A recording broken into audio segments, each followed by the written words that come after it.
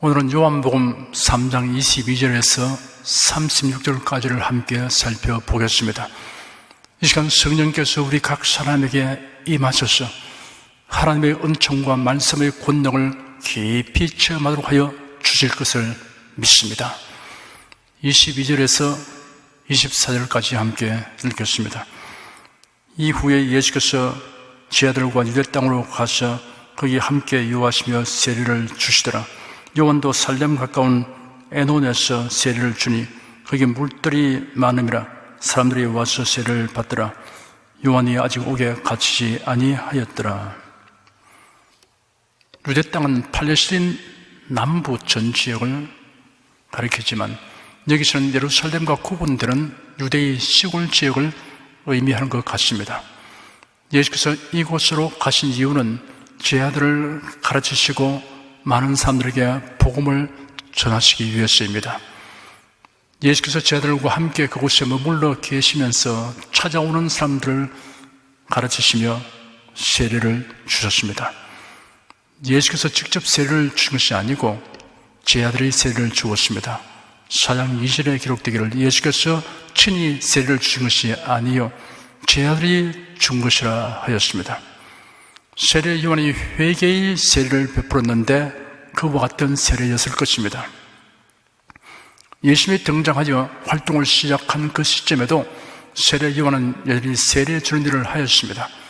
마치 해가 서산으로 넘어가면서 마지막 수양빛을 비춘 것과 같았습니다. 그러나 세례 요한은 얼마 있지 않아서 감옥에 갇히게 되고 그의 삶을 마감하게 됩니다.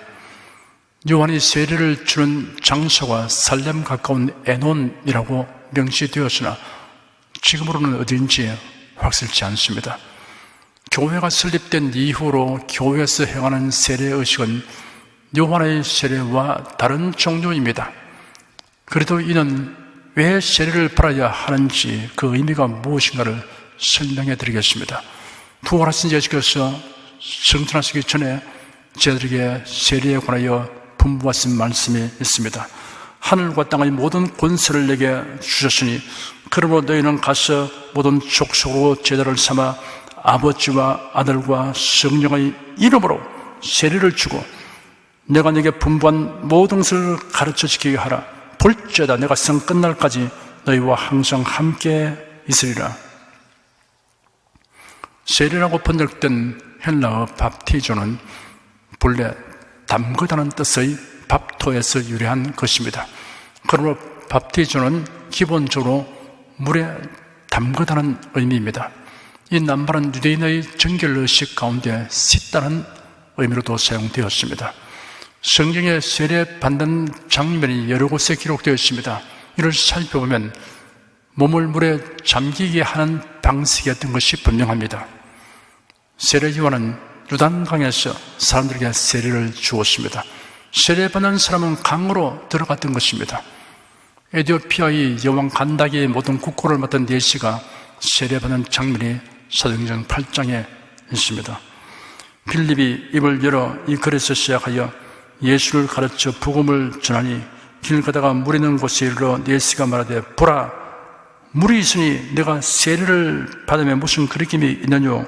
이에 명하여 병들을 머물고 빌립과 내시가 둘 다 물에 내려가 빌립이 세례를 주고 둘이 물에서 올라갈새 주의 영이 빌립을 이끌어 간지라 내시는 흔연히 길을 가므로 그를 다시 보지 못하니라. 빌립과 내시 두 사람이 물로 내려갔고 빌립이 내시에게 세례를 준 다음 두 사람이 물에서 올라왔습니다. 이런 내시가 물속에 잠기는 과정이 있었다는 사실을 말해줍니다. 그런데 사도행전 2장에 보면 오순절에 성령 강림을 체험한 제자들이 기도하는 소리를 듣고 모여든 사람들을 향하여 베드로가 외치기를 너희가 회개하여 각각 예수 그리스도의 이름으로 세례를 받고 죄 사함을 얻으라. 그러면 성령을 선물로 받으리니 이 약속은 너희와 너희 자녀와 모든 먼데 사람 곧 주 우리 하나님이 얼마든지 부르시는 자에게 하신 것이라 하였습니다. 성경에 기록되기를 그 말을 받는 사람들은 세례를 받으며 이날의 제자의 수가 3,000이나 되어가더라 하였습니다. 이날 3,000명이라는 사람들에게 세례를 주었으니 몸에 물을 붓는 방식으로 하였을 것으로 추리할 수 있습니다. 하나님의 정의 교단이나 침례 교단 등은 물에 잠기게 하는 방법으로 세례를 주지만 물을 머리에 약간 뿌리는 방법으로 세례를 주는 교단들도 있습니다. 이런 세례 방식을 간소화한 것입니다. 세례는 세례 받는 사람이 죄악 세상에서 구원받았음을 의미합니다. 성경이 말하는 세상은 하나님을 거역하고 심판받고 멸망받을 자에 거하는 것을 의미합니다. 세례는 세례 받는 자가 물에서 나올 때 그가 세상에 지배되지 않고 구원받게 된 것을 공개적으로 선언하는 것을 의미하게 됩니다. 로마서 6장 3절과 4절에 이렇게 기록되었습니다. 무릇 그래도 예수와 합하여 세례를 받은 우리는 그의 죽으심과 합하여 세례 받은 줄을 알지 못하느뇨. 그러므로 우리가 그의 죽으심과 합하여 세례를 받음으로 그와 함께 장사되어나니 이는 아버지의 영광으로 말미암아 그리스도를 죽은 자 가운데서 살리심과 같이 우리로 또한 새 생명 가운데서 행하게 하려 함이니라.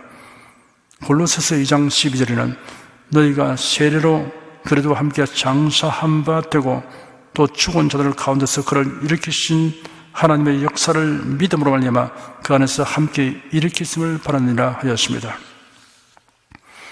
여기서 물은 무덤을 의미하고 있습니다. 세례는 세례받은 자가 그래도 함께 죽어서 무덤에 장사되는 것을 의미합니다. 매장은 죽은 자에게 행하는 일입니다.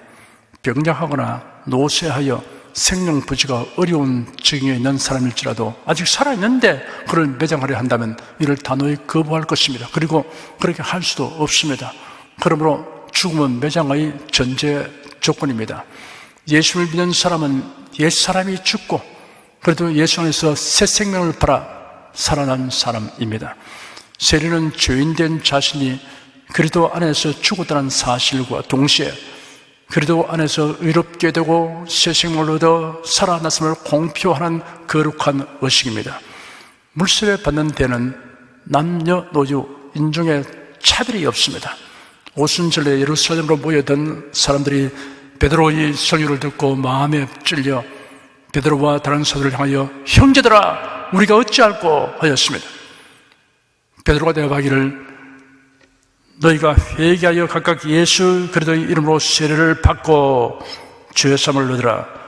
그러면 성령을 선물로 받으리니 이 약속은 너희와 너희 자녀와 모든 본대 사람 곧 주 우리 하나님이 얼마든지 부르시는 자들에게 하신 것이라 하였습니다.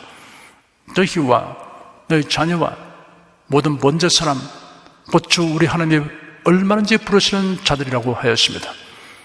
사도행전 8장 12절에는 빌립이 하나님 나라와 및 예수 그리스도의 이름에 관하여 전도함을 저희가 믿고 남녀가 다 세례를 받으니 하였습니다. 누구든지 예수를 믿는 자는 다 세례를 받을 수 있습니다. 오순절에 예루살렘에서 세례받은 사람들은 주로 유대인들입니다. 빌립이 사마리아에서 가서 복음을 전파하니 사마리아 사람들이 믿고 세례를 받았습니다. 베드로 사도가 이방인 백부장 고넬료의 초청을 받고 가서 복음을 전하니 모두 믿게 되었으며 세례를 받았습니다. 베드로 사도의 설교를 들은 고넬료의 집에 모인 친척과 가까운 친구들이 모두 세례를 받았습니다. 빌립보 성의 자주색 옷감장사 루디아와 그 집사람들이 바울 사도의 설교를 듣고 모두 세례를 받았습니다. 빌립보 성에 있는 감옥의 간수는 치안 관리들의 지시를 받고 바울과 실라를 감옥에 가두었습니다. 한밤중에 바울과 실라가 기도하고 찬송하니 죄수들이 다 들었습니다. 그런데 갑자기 큰 지진이 일어나 감옥의 기초가 흔들리고 모든 문들이 열리며 모든 죄수들의 사슬들이 풀렸습니다. 간수가 잠에서 깨어 감옥 문들이 열린 것을 보고 죄수들이 도망친 것으로 생각하여 금을 빼어 자살하려고 하였습니다. 바울이 큰 소리로 외쳐 말하기를 너는 자신을 해치지 마라. 우리가 다 여기 있다 하니 그가 등불을 들고 와서 바울과 실라 앞에 엎드렸습니다. 간수는 바울과 실라를 데리고 나와서 선생님들 내가 어떻게 해야 구원을 얻겠습니까? 하였습니다. 바울과 실라는 주 예수를 믿으라. 그리하면 너와 내 집이 구원을 얻으리라 하고 간수와 그의 집에 있는 모든 이들에게 주님의 말씀을 전하였습니다. 그 밤에 간수와 간수의 모든 가족이 다 세례를 받았습니다. 이처럼 유대인, 사마리아인, 이방인들이 세례를 받았습니다. 차별이 없습니다. 신앙생활 연조와 경력은 세례받는 조건이 아닙니다. 그러나 세례받는 자가 갖춰야 할 조건이 한 가지 있습니다. 복음을 믿어야 합니다. 예수께서 말씀하시기를 너희는 온 천하에 다니며 만민에게 복음을 전파하라. 믿고 세례를 받는 사람은 구원을 얻을 것이요 믿지 않는 사람은 정죄를 받으리라 하였습니다. 빌립이 사마리아에 가서 복음을 전파하니 남녀가 다 믿고 세례를 받았다고 사도행전 8장에 기록되었습니다. 영생과 구원은 회개와 믿음으로 하나님께로부터 받는 은혜이며 선물입니다. 그러므로 세례 받기 전에 죄를 회개하고 예수를 구주로 믿는 것이 선행되어야 합니다. 회개하고 예수를 믿는 일은 다른 사람이 대신 할 수 없습니다. 각 사람이 회개하고 예수를 믿어야 합니다. 세례는 대신 받거나 대표로 받는 것이 아닙니다. 각 사람이 받아야 합니다. 세례는 구원받기 위하여 받는 것이 아니라 구원을 받은 사람이 세례를 받는 것입니다. 구원은 회개하고 예수를 믿는 자에게 주신 하나님의 은혜며 선물입니다. 세례는 우리 주님께서 분부하신 것입니다. 세례의식의 참되고 깊은 의미를 생각할 때 세례받는 것은 대단한 기쁨이며 특권입니다. 물세례는 예수를 믿어 영생을 얻었으며 그리스도인이 된 것을 공개적으로 드러내는 거룩한 의식입니다. 또한 자신이 죄시름 받고 세상에서 분리되어 나왔으며 옛사람은 장사지내고 새 사람으로 다시 살아난 것을 더욱 깊이 인식하게 되는 의식입니다. 25절, 26절 두 절을 함께 읽겠습니다. 예, 요한의 자 중에서 한 유대인으로 더불어 결례에 대하여 변론이 되었더니 저희가 요한에게 와서 가로되 랍비여 선생님과 함께 요단강 저편에 있던 자 곧 선생님의 증거하시던 자가 세례를 주며 사람이 다 그에게로 가되이다. 결례는 보통 몸과 기구들을 씻는 정결 의식을 말하는 것이지만 여기서는 세례를 가리키는 것 같습니다. 세례와 관련하여 어떤 유대인과 세례 요한의 제자들 사이에 논쟁이 일어났습니다. 요한의 세례와 예수님의 세례 중에 어느 것이 더 나은가에 대한 논쟁이거나 혹은 세례 요한 외에 다른 분이 세례 주는 것이 가당하느냐라는 논쟁이었을 것입니다. 세례 요한의 제자들이 세례 요한에게 와서 말하기를 랍비님 보십시오. 요단강 건너편에서 랍비님과 함께 계셨고 랍비님께서 증언하시던 분이 세례를 주시니 모두가 그분께 가고 있습니다 하셨습니다. 세례 요한의 제자들은 사람들의 관심이 세 요한으로부터 예수님에게로 전환되고 있는 것이 못마땅하게 생각되었던 것입니다. 세례 요한은 살이 살기 없는 사람이었습니다. 하나님의 뜻을 알면 그 뜻을 쫓아 겸손하게 순종하며 살았습니다. 그런 예수님이 누구이신가를 성령님의 계시를 통해 잘 알고 있었습니다. 사람들에게 예수님을 알리고 예수님을 높이는 일에 전념하지 않고 자기를 알리고 높아지려고 골몰하는 사람은 옳은 신자가 아니며 교회의 참된 지도자가 아닙니다. 27절에서 30절까지 함께 읽겠습니다. 요한이 대답하여 가로되 만일 하늘에서 주신 바 아니면 사람이 아무것도 바랄 수 없느니라. 나의 말한 바 나는 그리스도가 아니요 그의 앞에 보내심을 바란 자라고 한 것을 증거할 자는 너희니라. 신부를 취하는 자는 신랑이나 서서 신랑의 음성을 듣는 친구가 크게 기뻐하나니 나는 이러한 기쁨이 충만하여노라. 그는 흥하여야 하겠고 나는 쉬어야 하리라 하니라. 세례 요한은 그의 제자들에게 설명하기를 하늘에서 주시지 않는다면 사람은 아무것도 바랄 수 없다라고 한 다음 이어서 내가 말하기를 나는 그리스도가 아니고 그분 앞에 보냄을 바란 자이다라고 한 것을 증언할 자들은 너희 자신들이다 라고 그들의 역할과 사명에 대하여 분명하게 밝혔습니다. 그리고 세례 요한은 제자들에게 유대인 특유의 결혼잔치와 관련하여 예수님과 자신과 그리스도를 믿는 자의 관계를 그의 제자들에게 설명했습니다. 예수님을 신랑으로, 예수를 믿는 자들을 신부로, 자신은 신랑의 친구로 묘사하였습니다. 결혼식에서 주인공은 신랑이지 신랑의 친구가 아닙니다. 이처럼 자신은 예수님을 위하여 존재하고 예수님의 등장을 인하여 기뻐하는 자라는 것을 명백하게 드러내어 말했습니다. 그러나 요한이 죽은 후에 그 제자들이 그 역할을 잘 수행하지 아니하고 여전히 세례 요한의 제자라는 위치를 고수하려고 하였습니다. 참된 제자가 되려면 스승의 지시와 요청에 순응하여 자기 주장과 욕구를 내버릴 수 있어야 합니다. 참된 제자는 스승이 원하는 대로 스승을 추종합니다. 그렇지 않고 자기가 원하는 대로 스승을 위하는 것은 오히려 스승을 힘들게 하고 괴롭히는 것입니다. 성도들은 하나님이 원하시는 대로 하나님을 섬겨야 합니다. 자기가 좋아하는 방식대로 하나님을 섬기는 사람이 허다합니다. 헛되이 섬기는 것입니다. 하나님의 원하시는 방식은 성경에 다 게시되어 있습니다. 우리가 성경을 상고하는 이유가 여기에 있습니다. 31절 한 절을 읽겠습니다. 위로부터 오신 이는 만물 위에 계시고 땅에서 난 이는 땅에 속하여 땅에 속한 것을 말하느니라. 하늘로서 오신 이는 만물 위에 계시나니. 세례 요한은 예수님을 가리켜 위로부터 오신 이라고 하였고 만물 위에 계신다고 하였습니다. 예수님은 만물을 창조하셨고 만물을 다스리시는 분이십니다. 세례 요한은 자신을 가리켜 땅에서 났고 땅에 속하여 땅에 속한 것을 말한다고 하였습니다. 여기서 땅이란 천국과 대비되는 이 세상을 말합니다. 자신은 보통의 인간이라는 것을 이렇게 표현하였습니다. 사람들은 자기 의지와 관련 없이 잉태되고 태어납니다. 어떤 목적을 가지고 의도하여 언제 어디에서 누구를 통해 태어나기로 의도하여 태어나는 사람은 없습니다. 예수는 보통 사람들처럼 세상에 태어나신 것이 아닙니다. 예수는 아버지 하나님의 뜻을 쫓아 순종하여 육신을 가진 사람의 모양으로 세상에 오셨습니다. 동정녀의 몸에 성령으로 잉태되어 세상에 오셨습니다. 죄인들을 위한 대속의 죽음을 죽으시려고 오셨습니다. 그러므로 예수 그래도 외에는 구세주가 없습니다. 예수로 외에도 구세주가 있다든가 다른 종교도 구원의 길이 있다고 말하는 사람은 참된 그리스도인이 아닙니다.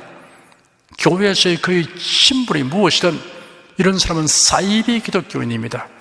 예수님보다 자기를 높이려고 하는 사람 역시 사이비 기독교인입니다. 사이비란 겉으로는 같아 보이나 실제로는 전혀 다르거나 아닌 것을 이루는 말입니다. 32절, 33절 두 절 읽겠습니다. 그가 그 보고 들은 것을 증거하되 그의 증거를 받는 이가 없도다. 그의 증거를 받는 이는 하나님을 참되시다 하여 인쳤느니라. 예수님은 누구에게 배워서 가르치는 분이 아니십니다. 예수님은 하나님의 계획과 섭리를 다 알고 있습니다. 예수님은 천지를 지으신 분이십니다. 그러므로 추워도 틀림이 없는 사실을 말씀하십니다. 그런데도 이를 받아들이는 사람이 없다고 세례 요한이 안타까운 마음을 토로하였습니다. 그러나 그의 증거를 받는 이는 하나님을 참되시다 하여 인쳤느니라 하였습니다. 예수님의 가르침을 받아들이는 사람은 하나님께서 하신 말씀이 진리임을 믿는다고 확인하고 입증하는 것이 된다는 뜻입니다. 34절 한 절 읽겠습니다. 하나님의 보내신 이는 하나님의 말씀을 하나니 이런 하나님의 성령을 한량없이 주심이니라. 예수님이 하신 말씀은 곧 하나님의 말씀입니다. 예수님은 성령으로 충만한 가운데 말씀하십니다. 예수님의 성령 충만은 우리의 성령 충만과는 구별됩니다. 예수의 성령 충만은 한량없는 충만입니다. 영원한 충만입니다. 성도들은 예수를 통하여 성령을 받습니다. 예수께서 말씀하시기를 보혜하셨고 아버지께서 내 이름으로 보내실 성령이라고 하였습니다. 오순절 성령 강림으로 성령 충만하게 된 베드로가 군중들에게 외쳐 말하기를 하나님이 오른손으로 예수를 높이시며 그가 약속하신 성령을 아버지께 받았어 너희 보고 듣는 이것을 부어주셨느라 하였습니다. 예수께서 부활하신 후 제자들에게 분부하시기를 예루살렘을 떠나지 말고 내게 들은 바 아버지의 약속하신 것을 기다리라. 요한은 물로 세를 부르시나 너희는 몇 날이 못되어 성령으로 세를 받으리라 하였습니다. 예수의 성천하신 지 열흘 후에 예루살렘의 한 집에 모여 성령 강림을 기다리던 120여 명이 모두 성령 충만을 받았습니다. 제자들이 활발하게 복음을 전하여 하루에 3,000명, 5,000명의 새신자가 늘어났습니다. 그러자 유대 종교 지도자들이 극심하게 핍박하였습니다. 사도 베드로와 요한을 붙잡아 위협하고 놓아 죽었습니다. 사도들이 풀려난 후에 동료들에게 가서 위협하는 일을 다 말했습니다. 그들이 듣고 하나님께 한 마음으로 목소리를 높여 기도하였습니다. 주님, 이제 그들의 위협을 살피시고 주님의 종들에게 주님의 말씀을 담대하게 말하도록 하소서. 손을 내밀어 병을 낫게 하시고 주님의 거룩한 종 예수님의 이름으로 표적과 기사가 일어나게 하소서. 그들의 기도가 마치자 그들이 모여있던 장소가 진동하였고 모두가 성령으로 충만하여 하나님의 말씀을 담대하게 전하였습니다. 오순절날 성령 충만을 받았으나 이제 또 성령 충만을 받은 사실은 성령 충만을 한 번 받으면 그 상태가 계속되는 것이 아니라는 것을 알 수 있습니다. 바울서는 에베소 교회에 보낸 편지에 기록하기를 술 취하지 말라 이런 방탕한 것이니 오직 성령의 충만을 받으라 하였습니다. 여기에 언급된 성령의 충만을 받으라는 성경 원문은 충만 상태가 지속되게 하라는 뜻이 있습니다. 데살로니가 전서 5장 19절에는 성령을 소멸치 말라고 하였습니다. 성령님은 성도가 하나님의 말씀대로 믿고 순종하며 살도록 가르치시고 인도하십니다. 그런데 이를 무시하고 거슬러 행하면 성령께서 주시는 감화, 감동과 열심과 은사가 떠나갑니다. 그러므로 성도들은 지속적으로 성령 충만하기 위해 간구하고 또한 말씀대로 살려고 힘써야 합니다. 35절, 36절, 2절 읽겠습니다. 아버지께서 아들을 사랑하사 만물을 다 그 손에 주셨으니 아들을 믿는 자는 영생이 있고 아들을 순종치 아니하는 자는 영생을 보지 못하고 도리어 하나님의 진노가 그 위에 머물러 있느니라. 아버지 하나님은 예수님에게 만유를 주셨고 심판하는 권세도 다 주셨습니다. 예수님은 성자 하나님이시고 주님이시며 구세주이십니다. 그러니 아무리 훌륭한 종교 지도자, 도덕군자, 자승가, 혁명가, 지도자라도 예수님에게 견줄 수 없습니다. 예수님을 구세주로 믿는 사람에게는 영생이 있다고 하였습니다. 하지만 내게로 오라, 나를 믿으라고 하시는 예수님의 말씀을 순종치 않은 사람은 영생을 얻지 못하는 것은 물론이고 오히려 하나님의 진노가 그 위에 머물러 있다고 하였습니다. 하나님의 진노가 집행되는 날 지옥 형벌에 처하게 됩니다. 예수를 믿는 것은 영생과 직결됩니다. 하나님은 우리에게 영생을 주시기 위하여 예수님을 승에 보내셨습니다. 예수님은 우리에게 영생을 주시기 위하여 우리 죄를 담당하여 십자가 못 박혀 죽으셨습니다. 그러니 영생의 의미와 가치는 무한한 것입니다. 하나님이 주신 영생은 영원히 산다는 의미 이상입니다. 사람이 희구하는 모든 행복이 그 영생에 다 포함되어 있습니다. 영생 얻은 사람은 최상의 성공과 승리를 획득한 사람입니다. 그러므로 영생 얻은 사람은 이 생에 사는 동안 어떤 형편에 처해도 의기소침, 열등감, 패배의식을 가지지 말아야 합니다. 나는 예수 그리스도로 말미암아 영생을 얻었다. 그러므로 나는 항상 성공자이며 승리자이다 라고 생각하고 말하는 것이 합당합니다. 이러한 여러분의 생각과 말이 옳다고 확정하여 주신 분이 계십니다. 우리 주 예수 그리스도의 하나님이십니다. 지금은 이 사실을 절실하게 느끼지 못하는 성도일지라도 천국에 들어가서는 과연 하고 탐복하실 것입니다. 여러분, 그 감탄과 기쁨을 천국에 들어갈 때까지 미루실 필요가 없습니다. 이 생에 살면서 매일 매 순간 즐기고 감격하면서 살아가시기를 축원합니다. 기도하겠습니다. 하나님의 진노 아래 살다가 지옥 형벌에 처하는 운명을 지닌 우리 인생이 예수 그리스도 안에서 영생을 얻고 하나님의 자녀가 되게 하신 아버지 하나님께 감사드립니다.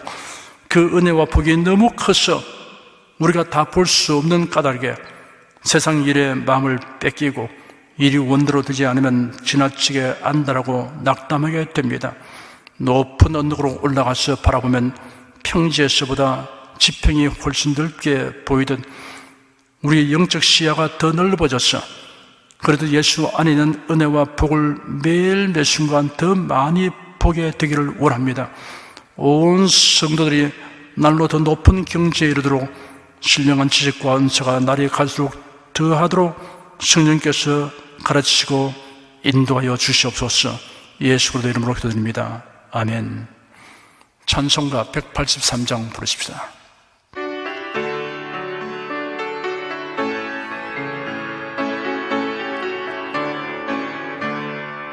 나 속 죄함을 받은 후 한없는 기쁨을 다 헤아릴 수 없어서 널 찬송합니다.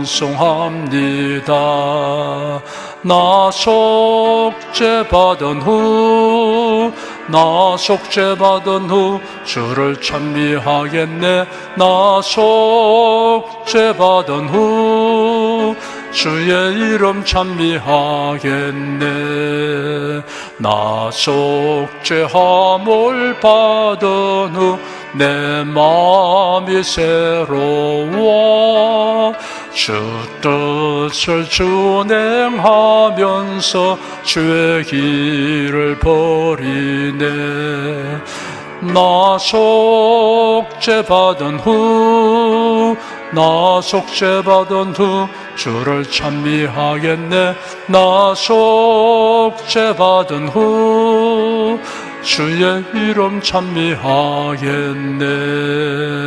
나 속죄함을 받은 후 성령이 오셔서 하나님 자녀 된 것을 곧 증거합니다.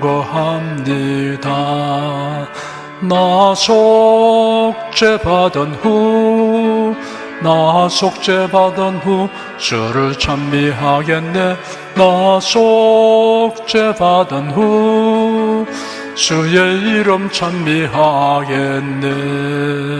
나 속죄함을 받은 후 보혈의 공로로 내 주의 은혜 입으니 늘 평안합니다. 나 속죄 받은 후 주를 찬미하겠네. 나 속죄 받은 후 주의 이름 찬미하겠네.